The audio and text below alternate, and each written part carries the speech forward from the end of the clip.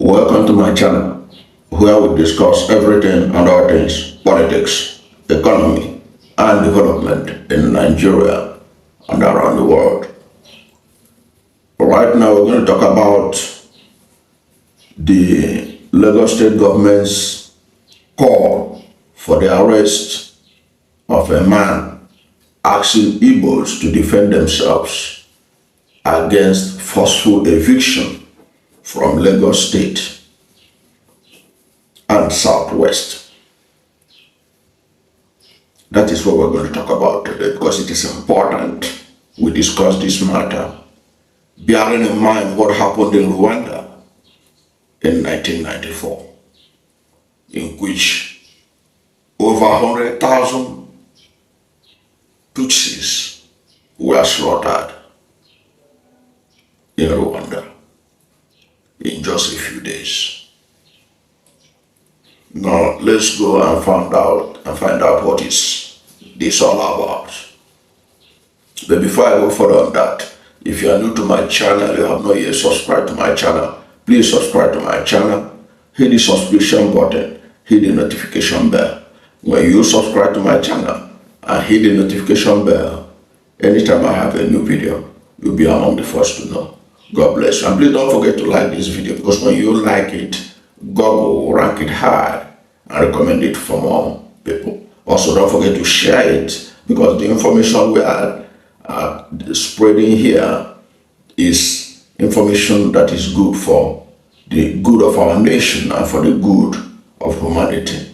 Because we are talking about a crisis that, if not well handled, could eventually result to a repeat of what happened in Rwanda in 1994.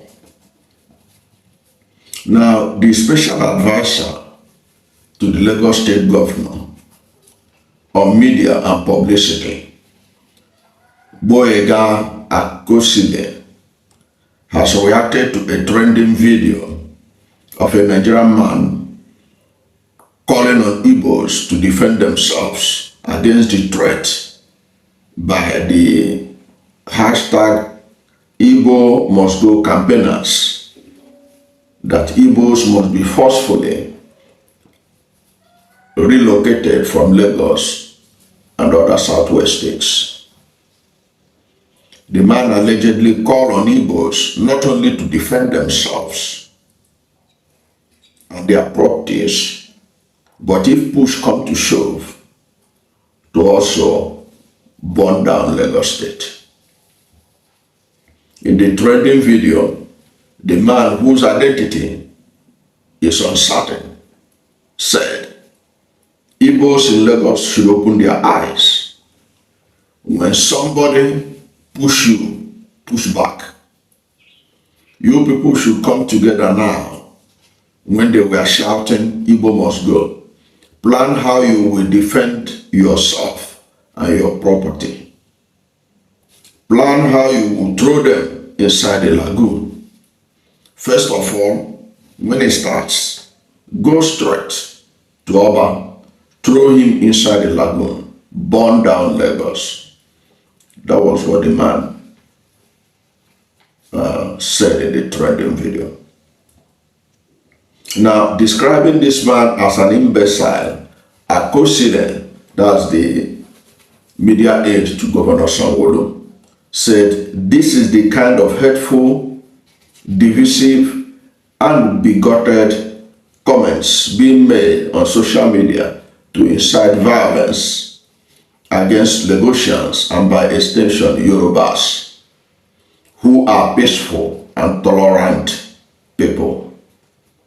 He called on the security agents to speedily act and fish out the man.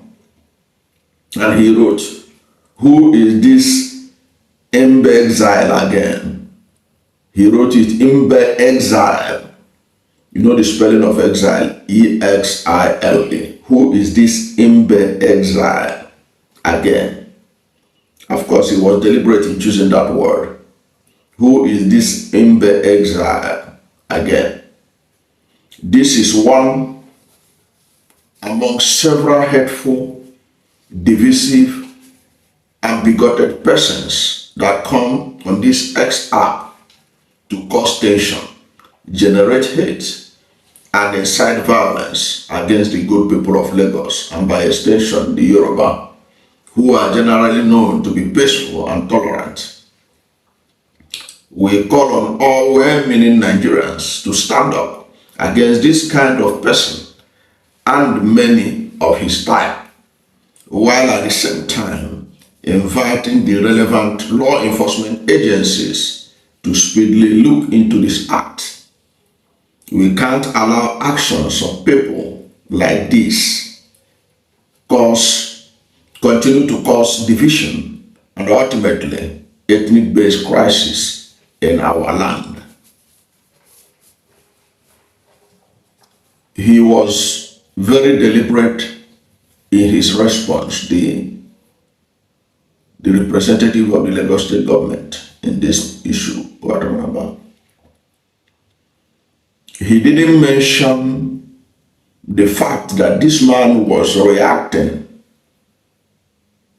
to the threat of forceful relocation of Igbos from Lagos and Southwest that had been going on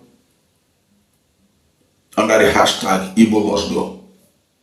And those people who are promoting this agenda are also using the X app. He didn't mention that at all. In fact, if you came down from the moon, you would think that this man he was talking about is the man that started all the issue about Igbos must go or Igbos must stay or whatever. First of all, the man in question who did this video lacked emotional intelligence. That's all I can say about him. He lacked emotional intelligence. Because what he has done now is also giving opportunity to security agents to hunt him down. Remember, and they will easily get him. I can bet on that by the Nigerian security agents. They will get him. But the interesting thing is that the people who started this campaign of Igbo must go, must leave Lagos, which Akosile did not condemn them at all in his reaction. At least as a journalist, he ought to have pretended at least to be neutral in the best interest of society, to condemn those who started Igbo must go campaign in Lagos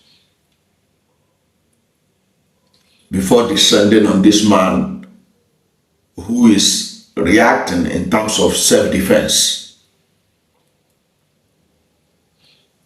He didn't do that.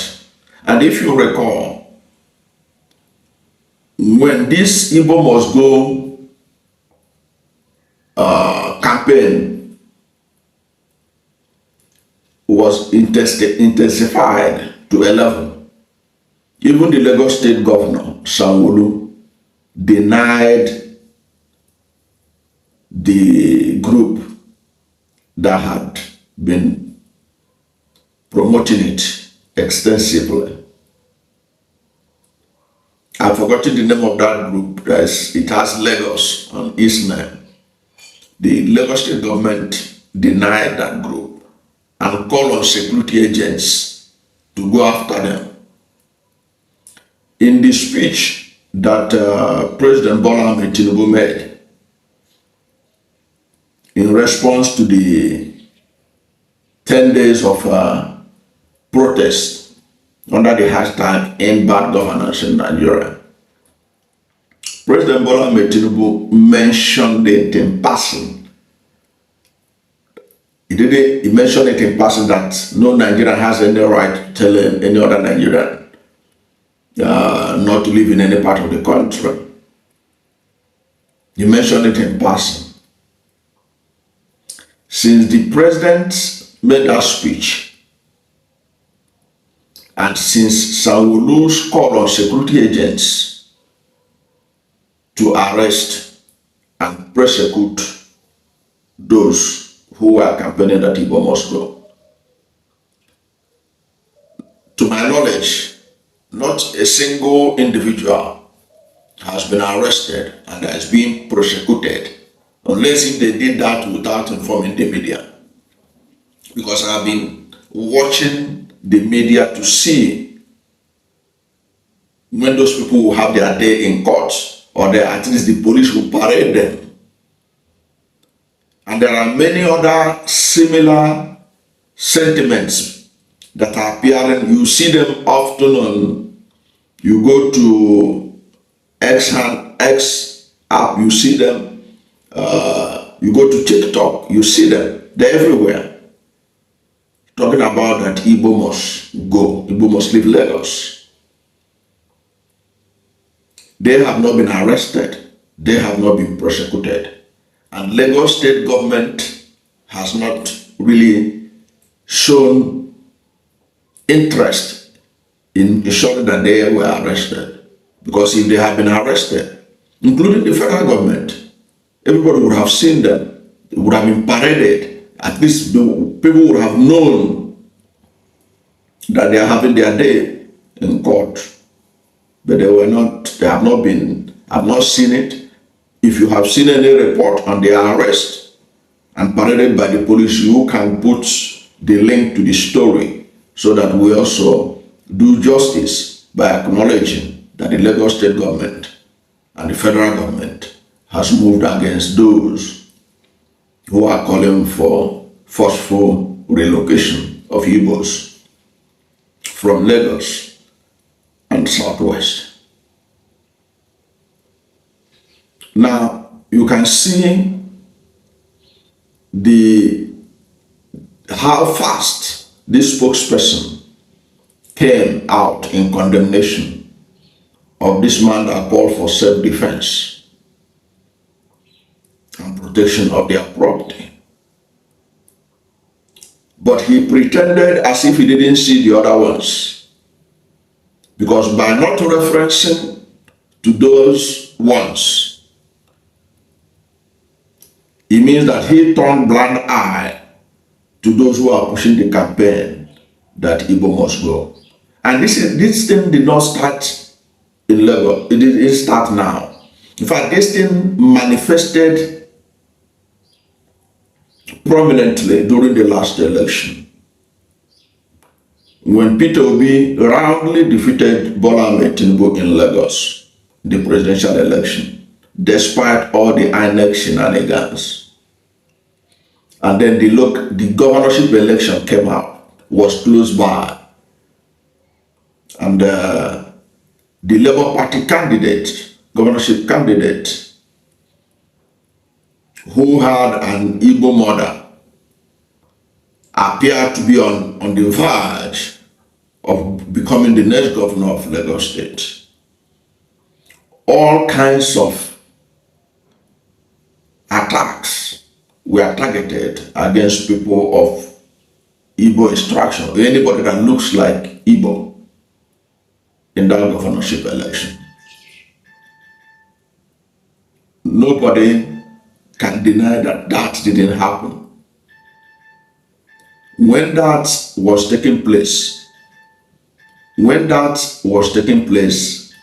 there was no effort made to rein in those who were pushing, targeting the Igbos in that problem. No effort was made to rein them in. Up to today, they have not been arrested, they have not been dealt with according to the law. And even at that time, you remember, Bayo Onanuga, who was a spokesperson for Tinubu, who was at that time president-elect, warned that that election of 2023 will be the last time Igbo should interfere in the governance or in politics in Lagos State. Bayo Onanuga was not reprimanded by the Tinubu government at that time. Instead, he was elevated to his present position, thereby giving the impression that Tinubu administration sanctioned those things he was saying about the Igbos before and after the Lagos State governorship election. That was probably what has emboldened these people to start issuing Igbo must go campaign and threatening to forcefully evict them from Lagos and southwest Nigeria. So that is an interesting development that Nigerians should note. I don't know why the Tinubu administration think that that would be the best strategy for him to get re-elected in 2027 by having fight with the Igbos. Because once the Igbos and the Southwest are divided, those in the North that want to ensure that Tinubu is a one-term president are going to have a field day in making sure that he had only a one term as president. Because look at it. Instead of thinking of Southern unity, the Tinubu strategy and his supporters is to pick a fight with the Igbos. And this fight is even a dangerous fight because it re-echoes the Rwanda Genocide of 1994. That is why every well-meaning Nigerian should remind the Tinubu administration its responsibility of protection of life and property, because this thing is beyond those who are on social media talking about it. This is a question that when the push comes to shove, the Tinubu administration may end up being invited by the International Criminal Court in The Hague to answer for their role or inaction and action if genocide of the Rwanda proportion is to happen in Lagos or Southwest, because those who started this Igbo must go have not been punished according to the law, or because the government has not done enough to rein them in. The Rwanda genocide, including even journalists who supported it, many of them are in prison today. Those who are in charge will pay a price for their inactivity and inaction when this matter started. So the best thing to do is for the president, the governor of Lagos State, to rein in those people who started that campaign that Igbo must go, to act as a deterrent to others, because that is the only way. As long as Nigeria is one country, every Nigerian has a right to reside and do business in any part of the country. I see Akosile saying that Yorubas are peace-loving. The Igbos living in Lagos have never been known to be violent. The Igbos all over the country are the most peaceful settler community anywhere in Nigeria. Nobody can accuse the Igbos of trying to claim indigenship. To know how Igbos are detached from wherever they stay in Nigeria, you hardly see an Igbo man that died and they desire to be buried in Lagos. That would be an abnormality. I'm not saying it doesn't happen. So it shows you that they don't have attachment to where they settle, as that has become their home, or they are claiming that they are now Lagos indigenes, or they are now claiming they are Kano indigenes. The fact that Igbos, wherever they die, they like to be buried in their hometown, is an indication that they do not settle in any place to challenge the indigenes for ownership of that place. Of course, we know that Lagos is a special case because it had been the capital of Nigeria since 1914. Since 1914, Lagos had been the capital of Nigeria. And being the capital of Nigeria, it has also enjoyed investment from all over the country. Much of Lagos was developed by the federal government of Nigeria using largely oil money that came from Niger Delta, in which Abia State and Imo State is among the Niger Delta states in terms of oil production. So when you heard Gowon say that Nigeria has so much money that it doesn't know what to do with it, it is money from Niger Delta that included southeast states of Imo and Anambra, Abia State. That was the oil money they used in developing Lagos. How they develop Lagos is no different from how they are developing Abuja today. Maybe in a few years' time, the Bwagis will say that it was they that built Abuja. But we know that it's oil money that is being used to make Abuja, turn Abuja into what it is today. So Lagos has a long history of interaction with the rest of Nigeria because of the virtue of being the capital of Nigeria. And because of the fact that it is the most functional, it contains some of the most functional seaports in Nigeria. Because ordinarily, if other southeast ports are working, Port Harcourt Port are well organized, Calabar Port, Ibom Port, Warri Port, and all those other eastern ports are working. I do not see the reason why so many Igbos will be doing importation business from Lagos. But Nigeria being a country that it is, where mediocrity is what reigns supreme, nobody has thought it fit to ensure that all the other ports in Nigeria are developed so as to decongest Lagos. So because of the peculiarity of Lagos, it becomes a home to so many Nigerians. Even at that, as far back as 1946, Dr. Nnamdi Azikiwe was elected into the Lagos Council. And there had been some Igbos that contested election in Lagos and go to House of Representatives during the time of, in 2015 or thereabout. But that is by the way. But it's just to show that Lagos has a unique position, just as Abuja is occupying a unique position today. So those who started that campaign in Lagos have to be called to order, have to be prosecuted, have to be arrested and prosecuted. So that when you are arresting this man that is trending now, you also arresting the other people.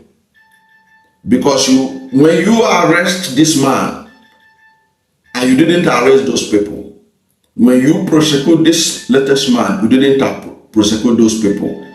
Therefore, you are sending a message that the federal government and the Lagos state government supports what those ones were doing. Those who are calling for Igbos must go. That's why we will be watching to see who will be arrested first.